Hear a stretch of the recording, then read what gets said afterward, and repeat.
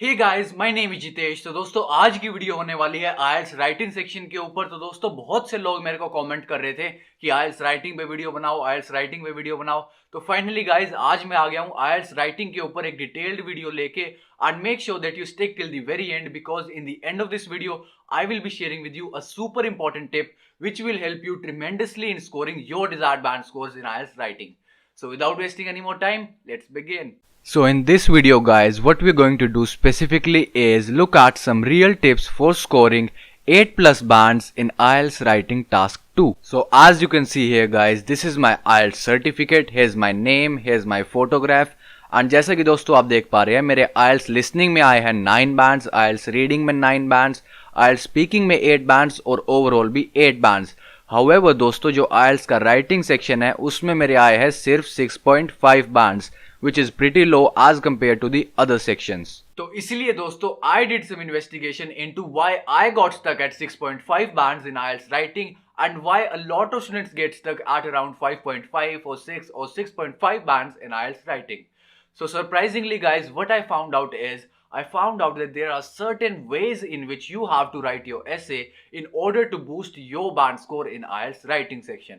So one of those ways is looking into grammar.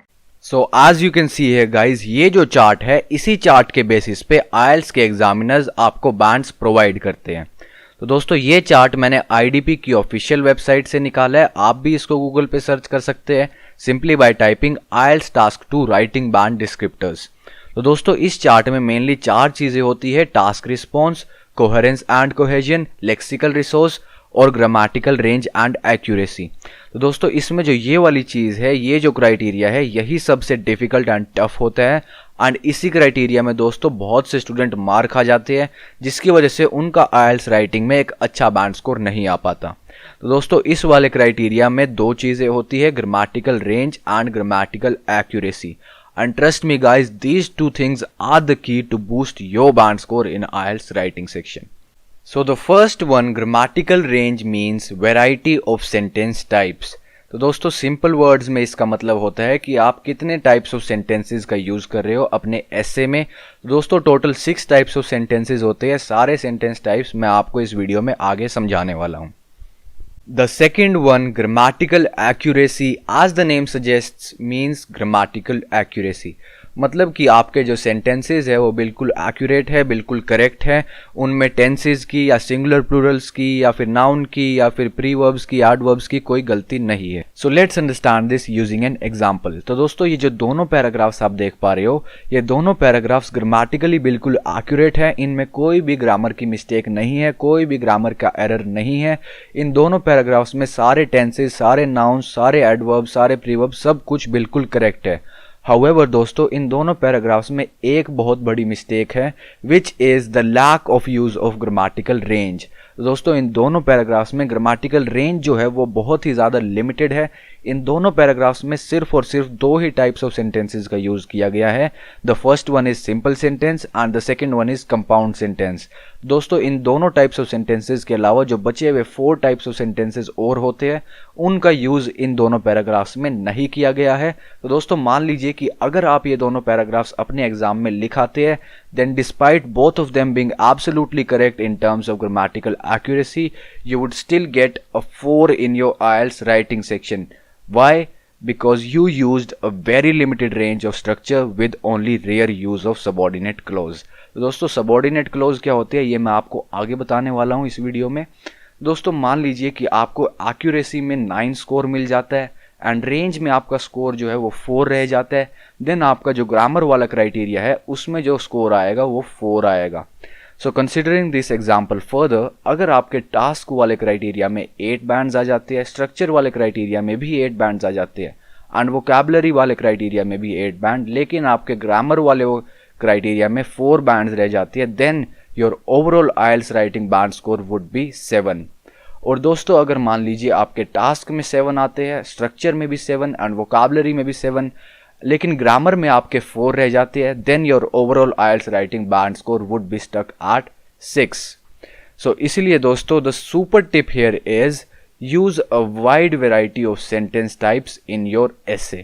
तो दोस्तों अगर आप ऐसा नहीं करते हैं then the same thing will happen to you that happened to me and your band score will also get stuck at something poor. So let's look at these 6 types of sentences. The first one is simple sentences. The second one is compound sentences. The third one is complex sentences. The fourth one is passive sentences.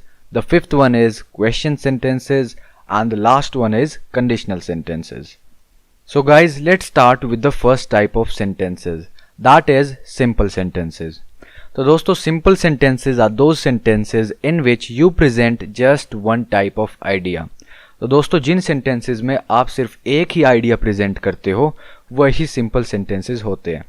तो दोस्तों let's assume for example अगर आपके IELTS writing task 2 का question prompt आ जाता है the government should tax sugary drinks और मान लीजिए कि आप लिख देते हैं sugar makes people unhealthy या फिर people gain weight from sugar या फिर sugar harms people's teeth, then all three of these are considered examples of simple sentences. Why? Because you are presenting just one idea in all three of them. So let's move on to the second type of sentences, that is compound sentences. तो दोस्तों compound sentences are those sentences in which you present one idea plus another idea. तो दोस्तों जिन sentences में आप अपने दो ideas present करते हैं वो कंपाउंड सेंटेंसेस होते हैं. So for example let's say कि आपका question prompt is still again the government should tax sugary drinks और मान लीजिए कि अगर आप लिख देते हैं sugar makes people unhealthy and it harms there teeth. तो दोस्तों इस केस में ये जो सेंटेंस है ये एक कंपाउंड सेंटेंस का एग्जाम्पल है. वाई? क्योंकि इसमें आपने अपने दो आइडियाज प्रेजेंट किए हैं. First one is sugar makes people unhealthy and the second one is it harms there teeth. आपने अपने दो आइडियाज को एक सेंटेंस में जोड़ दिया एक कंजंक्शन का यूज करके. तो दोस्तों कंजंक्शन क्या होती है? Conjunction are words like and, for, yet, but, so, और या फिर नोर. कंजंक्शन ऐसे वर्ड्स होते हैं जिनका यूज करके आप दो सेंटेंसेस को एक साथ जोड़ते हो. So guys, moving on to the third type of sentences, that is complex sentences. दोस्तों ये वाले sentences जो है ये सबसे ज़्यादा critical होते हैं, सबसे ज़्यादा important होते हैं आपका IELTS का राइटिंग का बैंड स्कोर इंक्रीज करने के लिए. तो दोस्तों you have to make sure कि आप एटलीस्ट 5 कॉम्प्लेक्स सेंटेंसेस का तो ज़रूर यूज़ करो अपने IELTS के राइटिंग टास्क 2 में यानी कि अपने essay में using these types of subordinate words like after, although, as, because, before, even if, even though, if, in order that, once, provided that, rather than, since, so that, then, that, though, unless, until, when, whenever, where, whereas, who, whether, while, which. तो दोस्तों ये सारे words subordinate words कहलाते हैं and इन्हीं words का use करके complex sentences को क्रिएट किया जाता है. तो दोस्तों आपको ध्यान रखना है कि आपको कम से कम 5 कॉम्प्लेक्स सेंटेंसेस का यूज़ करना है अपने IELTS राइटिंग टास्क 2 में यूजिंग दीज सबऑर्डिनेट वर्ड्स. तो दोस्तों कॉम्प्लेक्स सेंटेंसेस होते क्या है? Complex sentences are those sentences in which you present 2 और more ideas in one single sentence. तो दोस्तों जिन सेंटेंसेस में आप 2 या 2 से ज़्यादा आइडिया एक ही सेंटेंस में प्रेजेंट करते हो उनको कॉम्प्लेक्स सेंटेंसेस कहा जाता है. सो लेट्स अज्यूम कि हमारा क्वेश्चन प्रॉम्प्ट अभी भी सेम है the government should tax sugary drinks. तो इन दिस केस अगर आप लिखते हैं while some people will support the tax others will be against it. दोस्तों इसमें जो ये वर्ड है वाइल ये हमारा सबऑर्डिनेट वर्ड है. अगर हम इसको हटा दें हमारा सेंटेंस अगर यहाँ से स्टार्ट हो सम पीपल से तो दोस्तों ये जो है some people will support the tax ये हमारा फर्स्ट आइडिया हो जाता है फर्स्ट सिंपल सेंटेंस एंड यहाँ से लेके एंडिंग तक others will be against it ये हमारा सेकंड आइडिया हो जाता है सेकंड सेंटेंस हो जाता है. तो दोस्तों कॉम्प्लेक्स सेंटेंसेस में हम 2 से ज़्यादा आइडियाज़ को आपस में कंजंक्शन से जोड़ने के बजाय एक सबऑर्डिनेट वर्ड से जोड़ते हैं. तो जो मैंने आपको पिछली स्लाइड में सबऑर्डिनेट वर्ड्स दिखाए थे उनका यूज़ करके जब हम 2 सेंटेंसेस को जोड़ते हैं तो वो कॉम्प्लेक्स सेंटेंस कहलाता है. तो दोस्तों ये वाली गलती मेरे से पर्सनली हो गई थी अपने IELTS राइटिंग टास्क 2 में. अपने एस्से वाले टास्क में मैंने पूरा का पूरा एस्से दोस्तों सिर्फ और सिर्फ सिंपल सेंटेंसेस में लिख दिया था which is why I got stuck at 6.5 and इसीलिए दोस्तों I recommend that you use a variety of sentences. आपको सिंपल सेंटेंस का भी यूज करना है, कंपाउंड का भी, कॉम्प्लेक्स का भी, कंडीशनल का भी, क्वेश्चन का भी एंड पैसिव का भी, सारे टाइप्स ऑफ सेंटेंसेस का यूज करना है, specially focusing more on complex sentences. Then only guys you will be able to score your desired band score in IELTS writing section. So guys, what I want you to do now is I want you to pause the video and write 3 complex sentences by yourself. तो दोस्तों हमारा जो prompt है question का वो same रहेगा. The government should tax sugary drinks. तो जो फर्स्ट वाला है दोस्तों उसमें आपको लिखना है ऑल्दो के बाद आपको एक सिंपल सेंटेंस लगाना है and then comma, then again आपको एक सिंपल सेंटेंस लगाना है. तो सेकंड वाले में दोस्तों आपको एक सिंपल सेंटेंस लिखना है, उसके बाद सो दैट एंड फिर दोबारा आपको एक सिंपल सेंटेंस लिखना है. तो थर्ड वाले में दोस्तों आपको बिकॉज के बाद एक सिंपल सेंटेंस लगाना है and then comma and then again एक सिंपल सेंटेंस लगाना है. तो दोस्तों मैं आपके साथ अपने एग्जांपल्स भी शेयर करूंगा, लेकिन मैं चाहता हूं कि पहले आप इन तीनों को अपने आप ट्राई करो. Okay guys, so let me show you my examples. तो दोस्तों फर्स्ट वाले में मैंने लिखा है although people will benefit companies will suffer. दोस्तों इसमें जो ऑल्दो वर्ड है ये हमारा सबऑर्डिनेट वर्ड हो जाता है. पीपल विल बेनिफिट ये हमारा फर्स्ट आइडिया या फिर फर्स्ट सिंपल सेंटेंस कह सकते हैं इसको, एंड कंपनीज विल सफर ये हमारा सेकंड आइडिया या फिर सेकंड सिंपल सेंटेंस है. तो दोस्तों इन तीनों को मिला के ये एक बन जाता है complex sentence. So moving on to the second one, the government should tax sodas so that the public becomes healthier. दोस्तों इसमें जो ये लाइन है the government should tax sodas ये हमारा फर्स्ट आइडिया है या फिर हमारा फर्स्ट सिंपल सेंटेंस है. एंड दोस्तों जो ये वाला वर्ड है सो दैट ये हमारा सबऑर्डिनेट वर्ड है and the public becomes healthier ये हमारा सेकंड आइडिया या फिर सेकंड सेंटेंस है. So moving on to the third one, तो दोस्तों थर्ड में मैंने लिखा है because people are becoming more obese the government should tax sugary drinks. तो दोस्तों इसमें बिकॉज वर्ड जो है ये हमारा सबऑर्डिनेट वर्ड हो गया and people are becoming more obese ये हमारा फर्स्ट सिंपल सेंटेंस या फर्स्ट आइडिया हो गया and the government should tax sugary drinks ये हमारा सेकंड आइडिया हो गया या फिर सेकंड सिंपल सेंटेंस हो गया. तो दोस्तों इन तीनों को मिला के ये बन जाता है एक कॉम्प्लेक्स सेंटेंस. तो आई एम श्योर गाइज कि आप में से बहुत से स्टूडेंट्स तो इन क्वेश्चंस का आंसर लिख ही नहीं पाए होंगे, but still what I want you to do is I want you to practice a lot of these types of complex sentences. क्योंकि दोस्तों अगर आपने अपने आईएलटीएस के राइटिंग टास्क 2 में या फिर टास्क 1 में दोनों में ही इन टाइप्स के कॉम्प्लेक्स सेंटेंसेस का यूज नहीं किया, then 4 is the maximum score that you can get in grammar. I seriously mean it guys, you can double check the criteria if you want. So the verdict here is guys that you must use complex sentences in your IELTS writing task 2 as well as in your IELTS writing task 1 in order to achieve a good band score.